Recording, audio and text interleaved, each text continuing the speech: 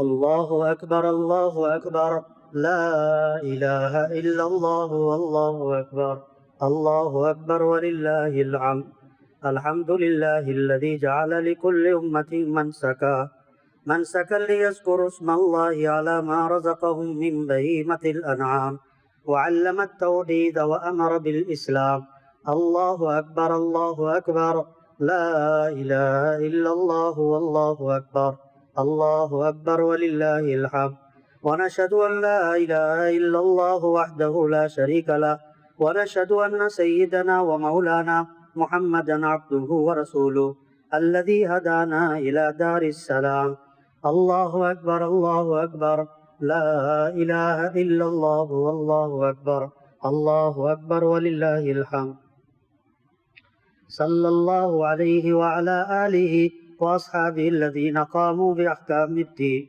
وبذلوا أنفسهم وأموالهم في سبيل الله ويا لهم من كرام وسلم تسليما كثيرا الله أكبر الله أكبر لا إله إلا الله والله أكبر الله أكبر ولله الحمد أما بعد فاعلموا أن يومكم هذا يوم عيد شرع لكم فيه مع أعمال أخر قبل هذا العشر ذبح الأضحية بالإخلاص وصدق النية وبين نبيه وصفيه صلى الله عليه وسلم وجوبها وفضائلها ودون علماء أمته من سننه في كتب الفقه مسائلها الله أكبر الله أكبر لا إله إلا الله والله أكبر الله أكبر ولله الحمد فقد قال عليه الصلاة والسلام ما عمل ابن آدم من عمل يوم النحر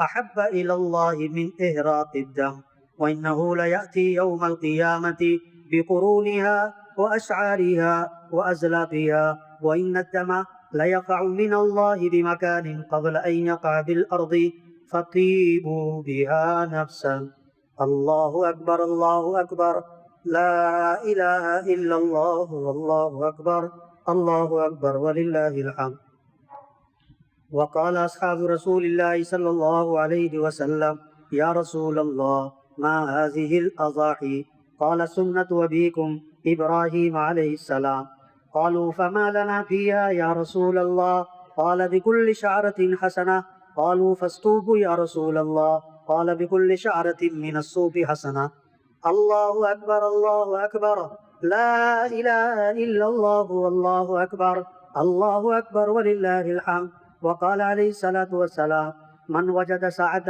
لأن يضحي فلم يضحي فلا يحضر مصلانا الله أكبر الله أكبر لا إله إلا الله والله أكبر الله أكبر ولله الحمد وقال ابن عمر رضي الله عنه الأضاحي يومان بعد يوم الأضحى وعن علي مثله وهذا بعض من الفضائل وتعلموا من العلماء المسائل أعوذ بالله من الشيطان الرجيم لن ينال الله لحومها ولا دماؤها ولكن يناله التقوى منكم كذلك سخرها لكم لتكبروا الله على ما هداكم وبشر المحسنين الله أكبر الله أكبر لا إله إلا الله والله أكبر الله أكبر ولله الحمد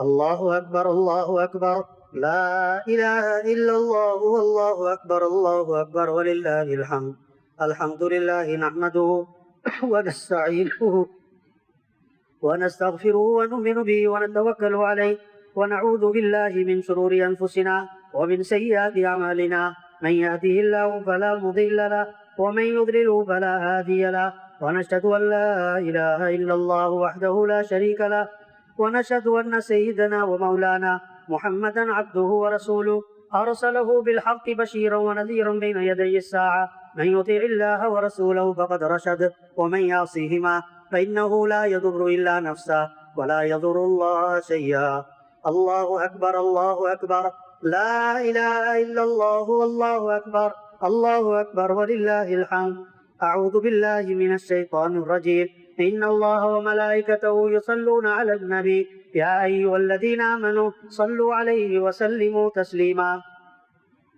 اللهم صل على سيدنا ومولانا محمد عبدك ورسولك وصل على المؤمنين والمؤمنات والمسلمين والمسلمات وبارك على سيدنا ومولانا محمد وأزواجه وذرياته. الله أكبر الله أكبر لا إله إلا الله والله أكبر الله أكبر ولله الحمد. قال النبي صلى الله عليه وسلم أرحم أمتي بأمتي أبو بكر وأشدهم في أمر الله عمر وأصدقهم حياء عثمان وأقضاهم علي وفاطمة سيدة نساء أهل الجنة وحمزة أسد الله وأسد رسوله رضوان الله تعالى عليهم أجمعين. اللهم اغفر للعباس وولده مغفرة ظاهرة وباطنة لا تغادر ذنبا.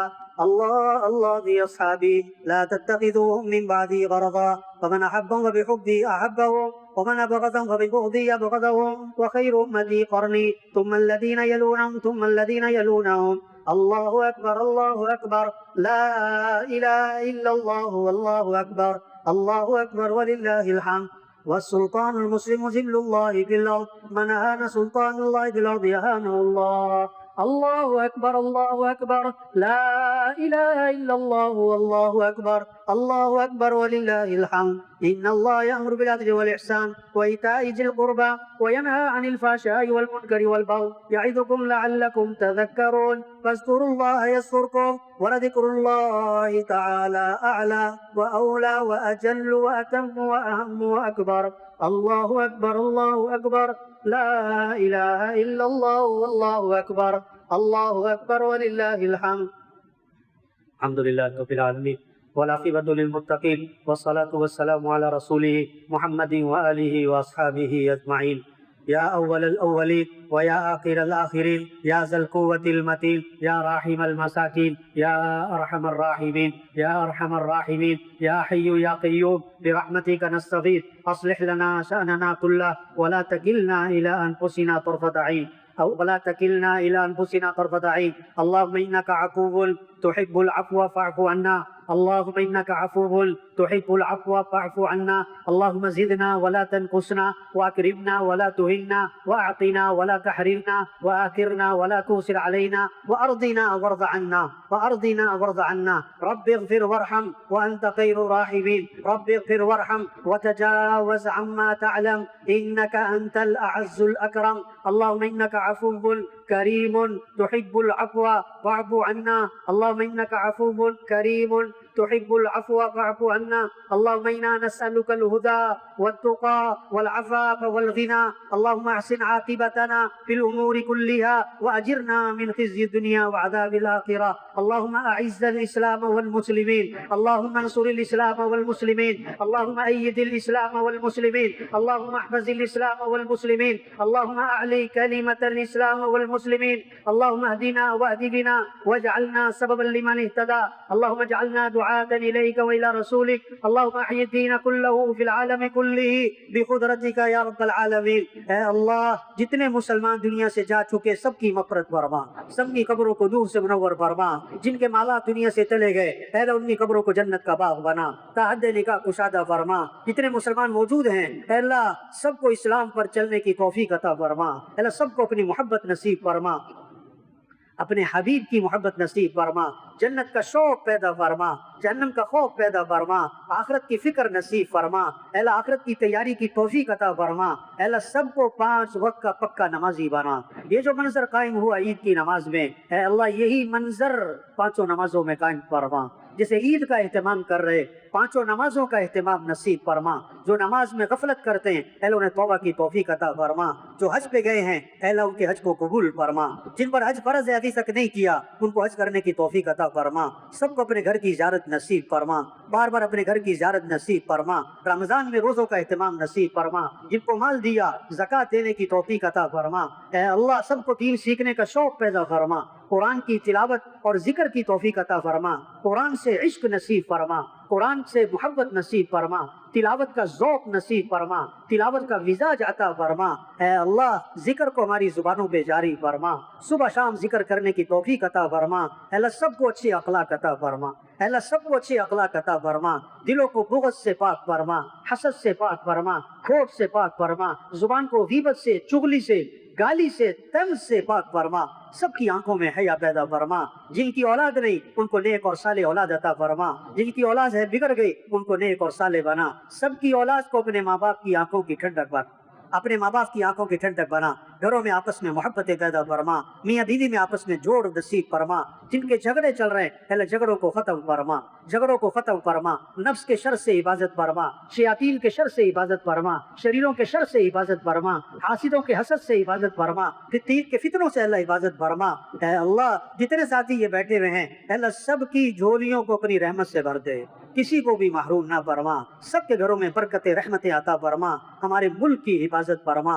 اے اللہ ہمیں اچھے حکمران نصیب فرما، اے اللہ ہمارے اداروں میں اے اللہ ہمیں اچھے لوگ نصیب فرما، اچھے افسران نصیب فرما، ہمارے مالداروں کو سخی بنا، ہمارے غریبوں کو خوددار بنا، ہمارے تاجروں کو سچا دیانتدار بنا، ہمارے افسروں کو امانت دار بنا، ہمارے حکمرانوں کو عدل کرنے والا بنا، حکمرانوں کو عدل کرنے والا بنا۔ اے اللہ ہماری فوج کی حفاظت فرما، ہماری پولیس کی حفاظت فرما، ہمارے جوانوں کی حفاظت فرما۔ اے اللہ ہم سب کی توبہ کو قبول فرما، پورے عالم اسلام کی حفاظت فرما، جہاں بھی مسلمان پریشان ہیں اے اللہ ان کی بھرپور مدد فرما، اے اللہ بھرپور مدد فرما، مسلمانوں کو آپس میں اتحاد نصیب فرما، آپس میں اتفاق نصیب فرما۔ اے اللہ ہمارے معاشرے سے برائی کو ختم فرما، جھوٹ کو ختم فرما، رشوت کو ختم فرما، سود کو ختم فرما، اے اللہ بے حیائی کو ختم فرما، مردوں کو حیا نصیب فرما، ہماری بچیوں کو حیا نصیب فرما، حیا والا لباس عطا فرما، آنکھوں میں حیا پیدا فرما، پاک دامنی نصیب فرما، ہمارے فنکشنوں کو میوزک ڈھول ڈھمکوں سے پاک فرما، ناچ گانوں سے پاک فرما،